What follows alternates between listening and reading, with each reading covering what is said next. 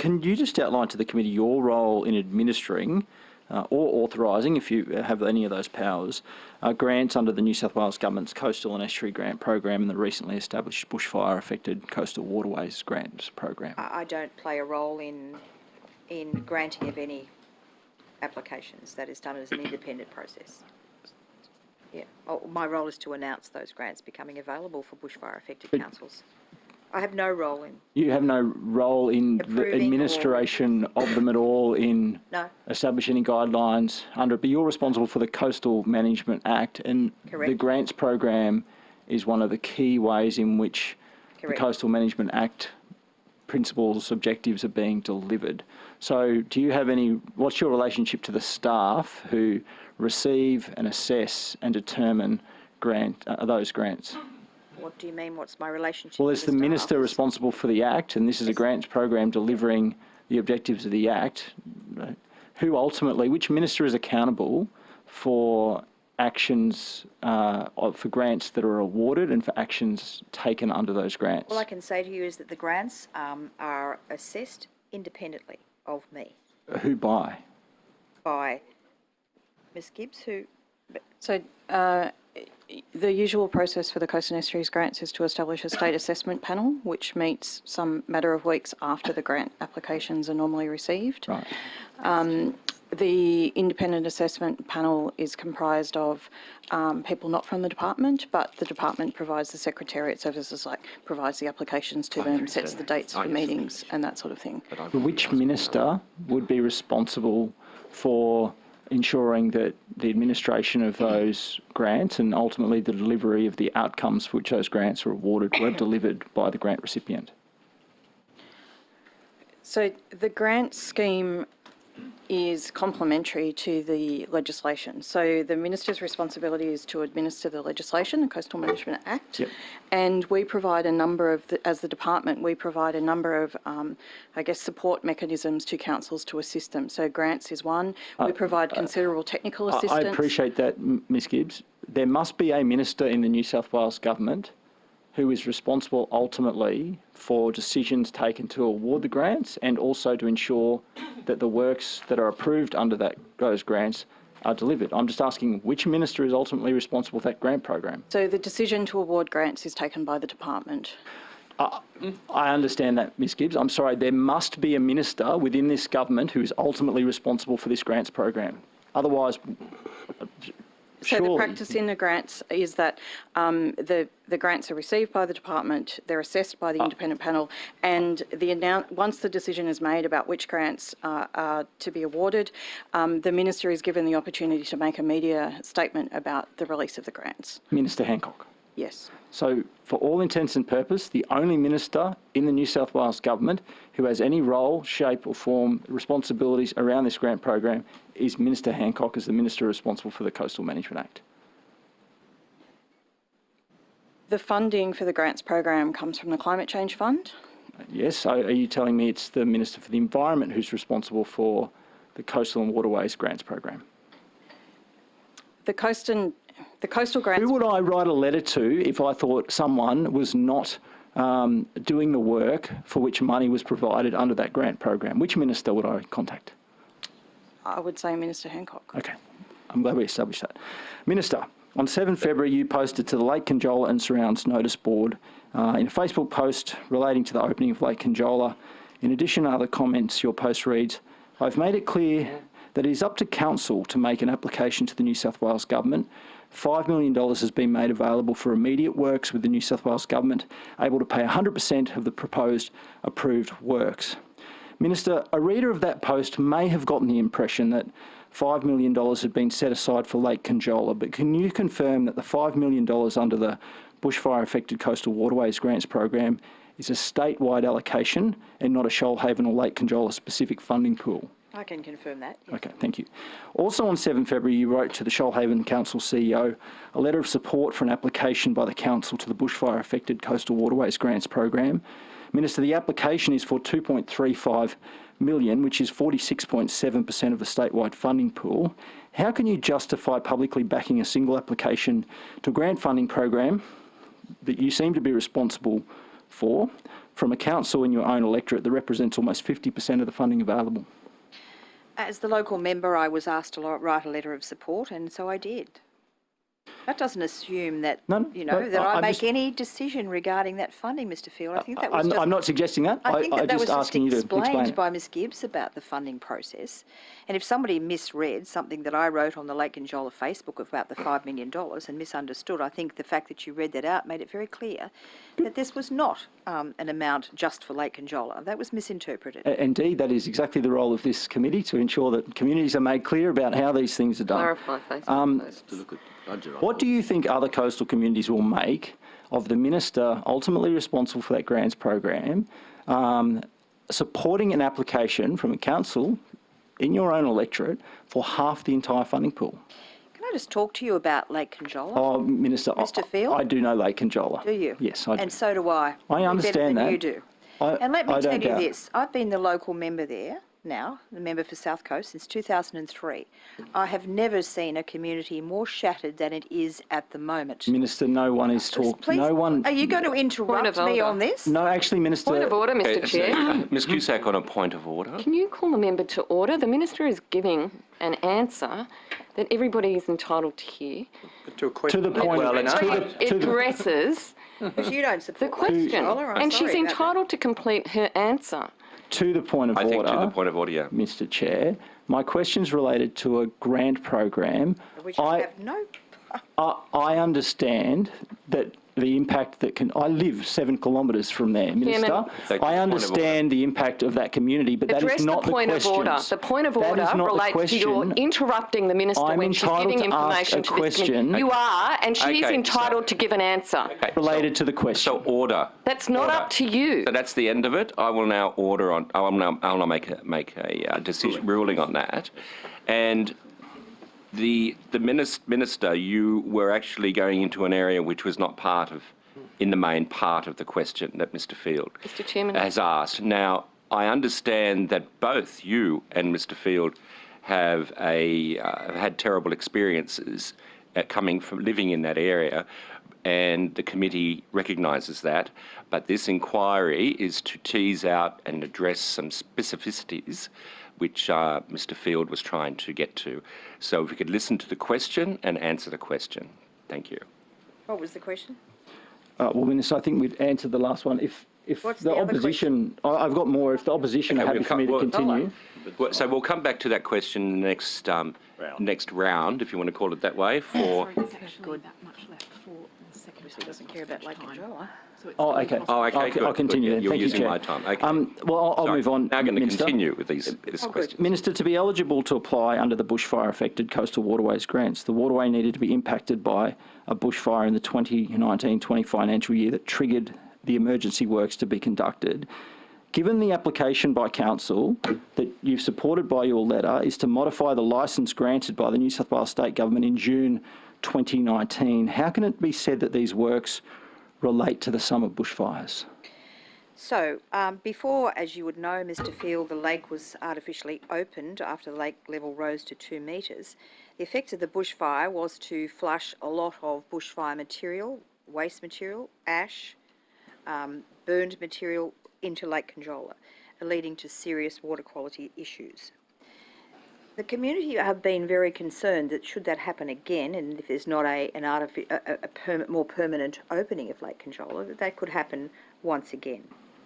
Now again, I stress to you that I don't determine the applications. There are 31 other councils, and those funding applications are about to come to an end. Did you write letters of support for the other 31 councils' applications? Not the local member for the other 31 councils. I'm the local member of Parliament and have been, and have seen the devastation. I'm sorry, Mr. Pearson, straying into other fields. I've seen the devastation in Lake Conjola.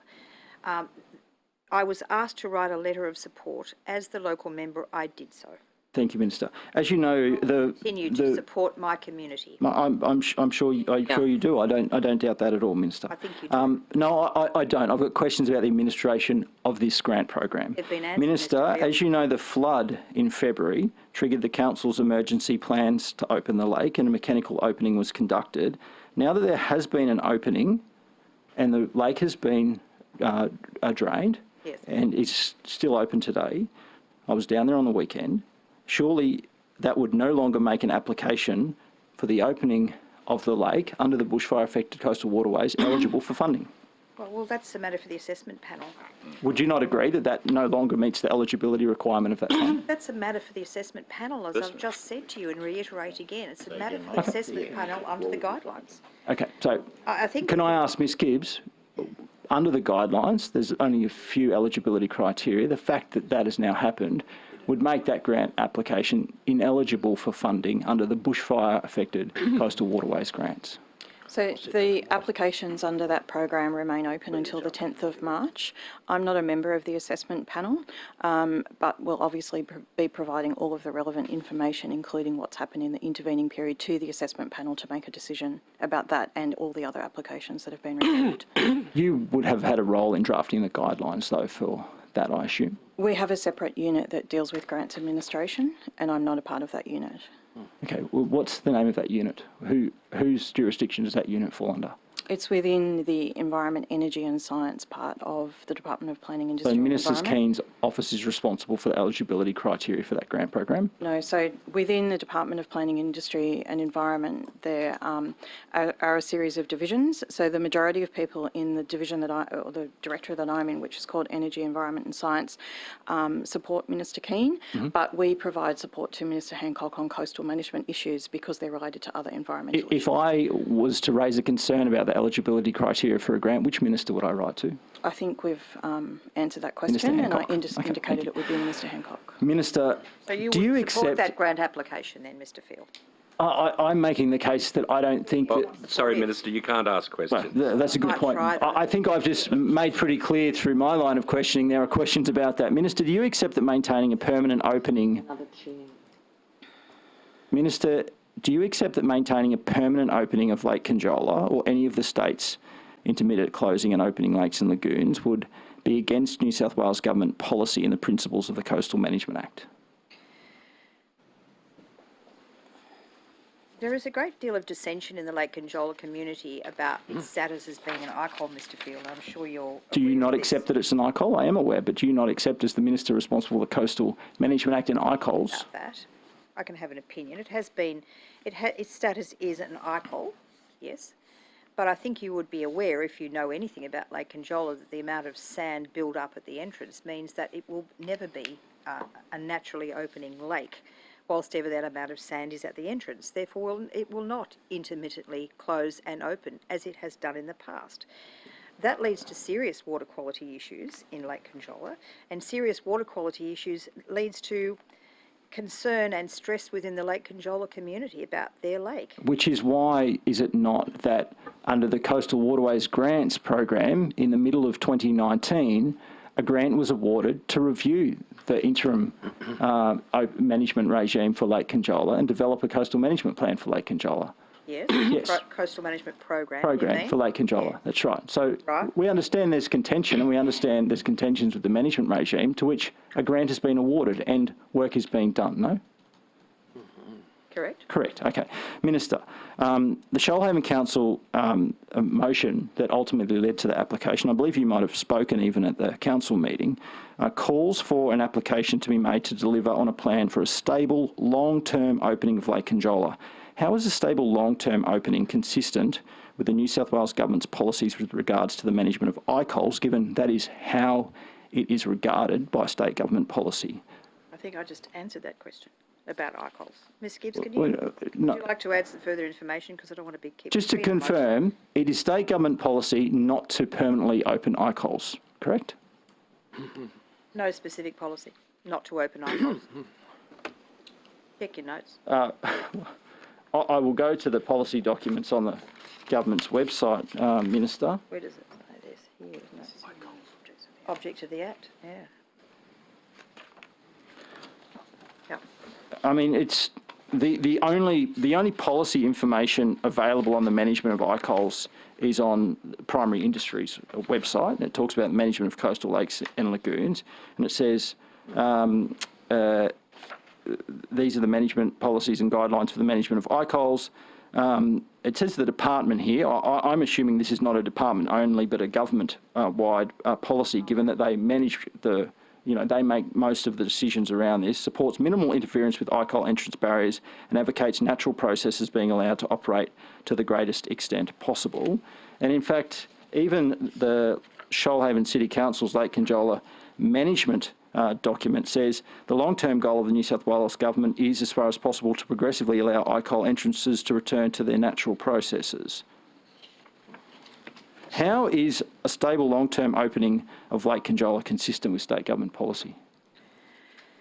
I think I've answered the question in terms of the particular circumstances at the entrance of Lake Conjola, preventing an intermittent closing and opening of Lake Conjola, meaning that the community there are concerned about water quality in Lake Conjola because of the inability of the lake to open artificially. Last year, the lake was opened also artificially. It closed within, I think, 7 weeks. But there is a concern about the sand build-up. There's a lot of contention about where the opening should have been in the past, and should it be the northern end or the southern end, or what. But again, what actions Minister, have been taken, and I'm telling you, I'm trying to answer. But council's got a grant to review that plan. I'm concerned of the. Because Well, then I don't understand why, Minister, as the Minister responsible for administering those grants, for which council has been given a grant Point of to order. review this, I'm sorry, why have you now Mr. Chairman. supported a Sorry, separate excuse- application? Mr. Field, just wait a moment. Point of order by Ms Cusack. Yeah, the Minister has told the member many times that she's not responsible for the grants. She's responsible for guidelines and legislation, but not the grants.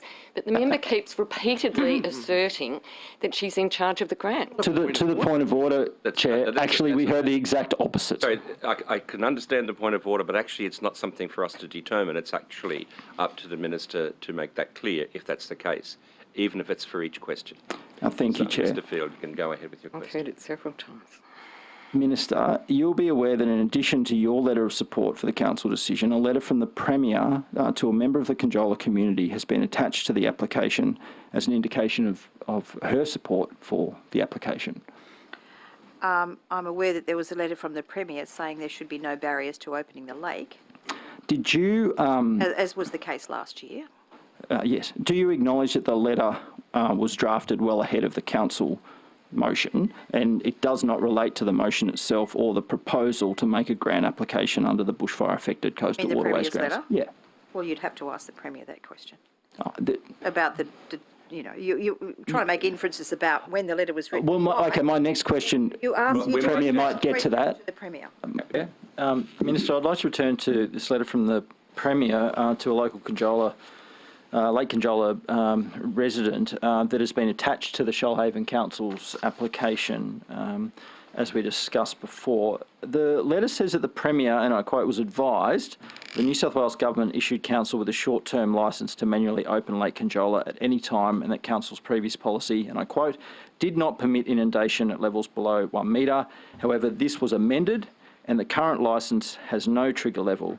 And quoting again, there are currently no barriers to council opening the lake at any time that it sees fit. You're aware of that letter from the Premier, I think you indicated before? I think that you could ask her about her letter, not ask me about her letter. Well, I will, but it's been part of the public discussion, and I'm sure you're aware of it. It's been widely circulated within the Lake Conjola community as seemingly as a justification for the application, right?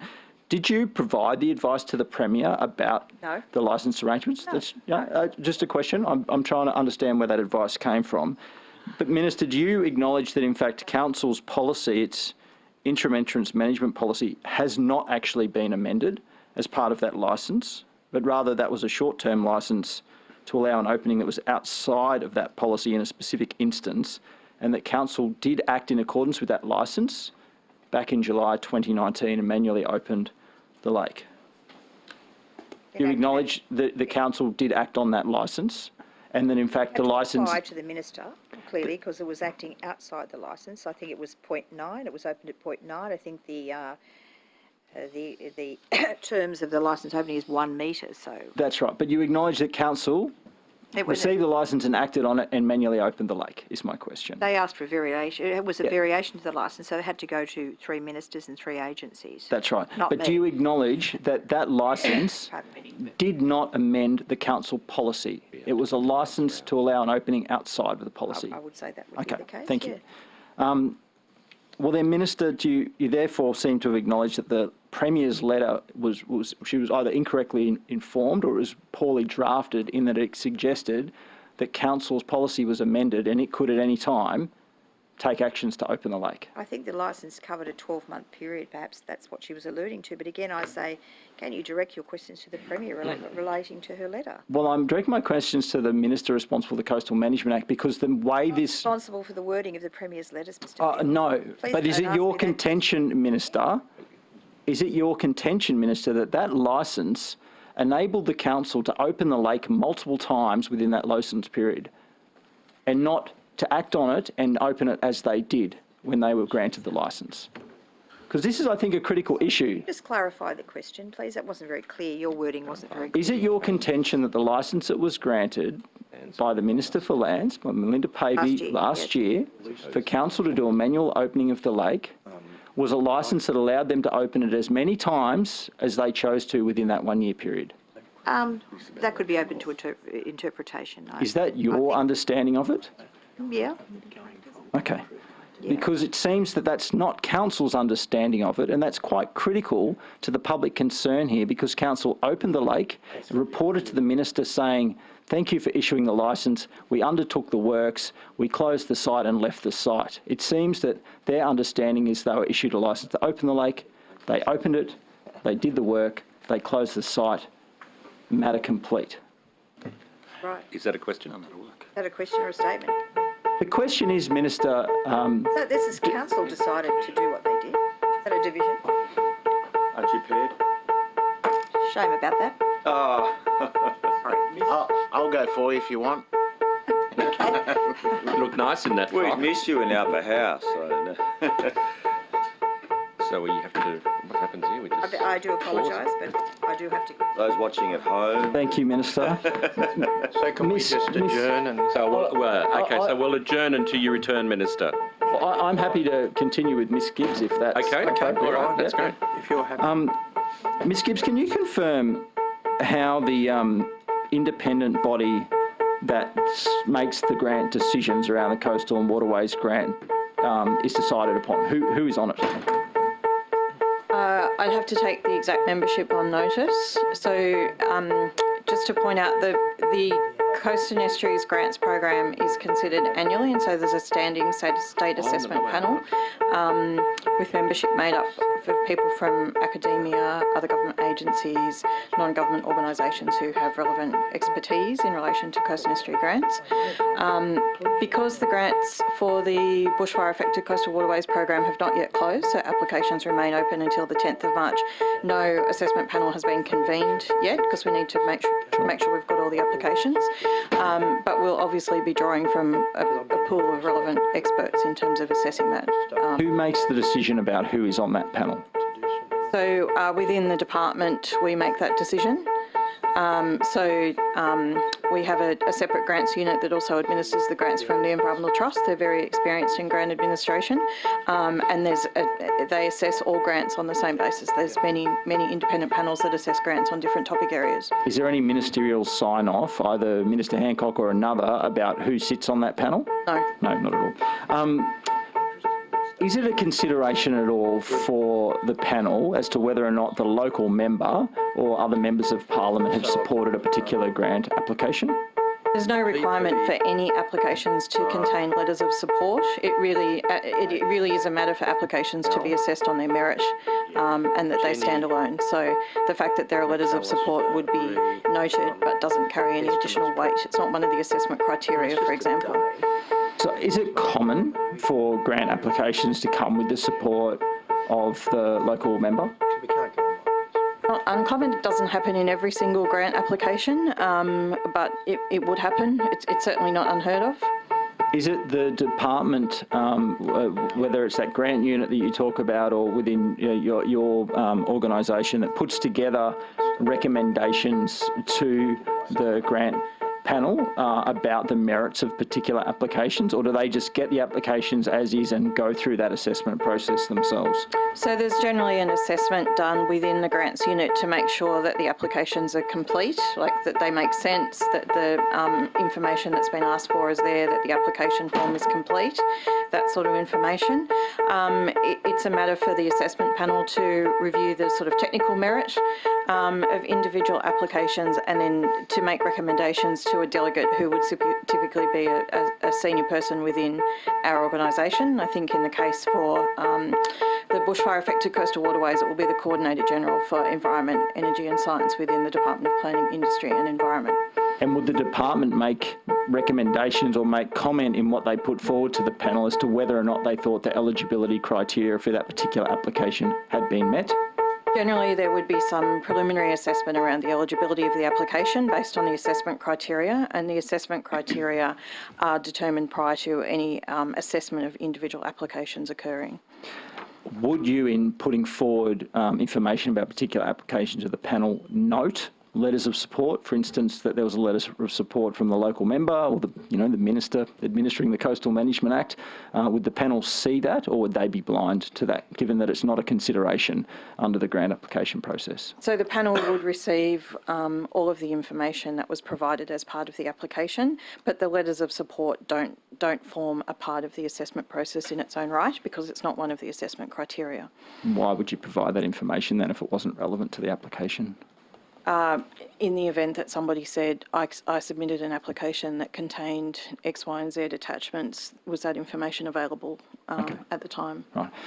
Is it possible at all for this minister or another minister to reach into the grant awarding process, have a look at which grants were being considered, and we've seen publicly issues around the administration of grants, not necessarily with this government, but at the federal level, and there's significant ministerial oversight. Is there any ministerial oversight with regards to the Coastal and Estuaries Grants Program or this bushfire affected coastal waterways grants program? No, not in the way that you're suggesting has occurred in the federal government. Okay, that seemed a little bit clarified. Does the minister get a copy of the grants that are intended to be awarded before they are awarded? No. Can she request that? She can request all sorts of things. I guess we would make a decision about whether we would provide that information. Has she requested it in the past? No. If she did request it, is there any reason that you would not provide it? Are there any rules that would limit your ability to provide that information? We would generally not provide information about grants that had not been assessed and been through an assessment process to the minister prior to that process being complete. Okay, thank you. I just want to understand the process because that is not spelt out anywhere, Mr. Hurst, in any of the documentation around this. So the guidelines are there, but there is no information about who assesses these or how they're assessed, for your information. Can I just ask a quick question there? You're the chair, you can. But if the minister were to request the documentation, even before it was a final assessment and conclusion was made, surely the minister would have the power to compel you to provide those documents, correct? The minister doesn't. The minister generally wouldn't compel us to provide documents. I understand that that's not what she does, but my question is, she has that power, does she not? I don't know that there is a legislative power that would allow for that. I think there would be some discussions about whether or not it was appropriate, because it is appropriateness here we're talking about, rather than necessarily whether people have the power to do so or not in legislation. So obviously it's a question that needs to be answered. Can you take that on notice, please? Oh, I think Mr. Hurst has just answered it. So I think in this particular case... the answer is that it's not clear. I'm seeking clarification. Okay. About whether there's a legislative requirement for the department to provide material. Or a to policy minister. requirement, either. I'm not sure about that. That's okay. That's good. Thank you, Mr. Field. Thank you, Chair. Okay, I'm comfortable with what you've said about that process, Ms. Gibbs. I'd just like to move on, and this is around the administration of the previous grants that have been awarded, because Shoalhaven Council, I think, has been awarded 5 grants over the last 2 funding cycles from the Coastal and Waterways Grants Program, which seems like a large number, though I'm not sure the quantums are that high, so in comparison to the overall granting. But one of those was for the development of a coastal management program for Lake Conjola. Now, can the council sign off on a coastal management program themselves, or do they develop it and get it signed off by the minister administering the Coastal Management Act? So the Coastal Management Act 2016 sets out the process by which a coastal management program is prepared. So I have a copy of the legislation here. So Division 2 from Section 13 onwards relates to how coastal management programs are provided. So a local council prepares a coastal management program, and then it is submitted to the Minister for certification. Right. And what that request around, what that certification process means is the Minister confirming that the coastal management program has been prepared in accordance with relevant guidelines. It's not an endorsement or an approval of the particular management strategies or management options that are recommended. But it would within need to be program. consistent with the Act and government policies around the management. Coastal management manual, yes. Including the current government policies around the management of ICOLs, I assume in the instance of Lake Conjola. Yes. It would be a consideration. Yeah. Yeah. So I get that, and the thing is that a grant was awarded for the Shoalhaven Council to develop a coastal management program for Lake Conjola in the middle of last year.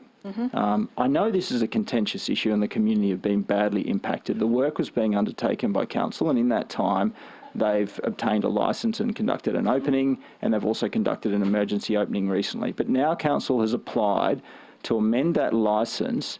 How is a judgment made by a grant board, a board considering a grant application, about whether or not that application would be consistent with a coastal management program that they're currently developing? Like, doesn't that just lend yourself to a situation where a decision is made? Well, effectively what you're doing is just totally undermining a previous grant that was given to develop a long-term plan for the management of that waterway. So the requirement to develop a coastal management program arose through the enactment of the Coastal Management Act, which commenced in 2016. But I think what's relevant here is the savings and transitional provisions that carried over requirements to prepare coastal zone management plans under the previous legislative framework, which was the Coastal Protection Act 1979. So Lake Conjola, Shoalhaven Council had completed the Lake Conjola Floodplain Risk Management Study and Plan in 2013 in consultation with the local community to look at the management of flood-prone development within the surrounding areas of Lake Conjola. I guess the other thing that's relevant is that Council had a previously existing entrance management policy that was prepared under the previous legislative framework, and that entrance management policy had in place a series of triggers for when the lake might be opened artificially. So as I'm sure you're aware, because you live locally, there was quite a build-up of sand within the entrance due to the prolonged drought conditions. So the council had sought to open the entrance to the lake in July 2019, and I think, as the Minister stated, it had closed up again after a 7-week period. Generally, an entrance management policy sets a trigger for the emergency opening of a lake once it's... Ms Gibbs, I do understand that history. I appreciate you for taking me through it, but my question was, on what basis, essentially my question is, on what basis will this independent body consider a grant application to essentially change the opening arrangements for the lake and the management of the lake when it would be inconsistent with the interim management policy that's agreed by council, and a coastal management program that the council has been funded to develop hasn't been finalised or signed off from the minister yet? On what policy basis are they going to make a decision? Okay, Ms Gibbs, if you could take that question on notice. We are now going to move to the opposition.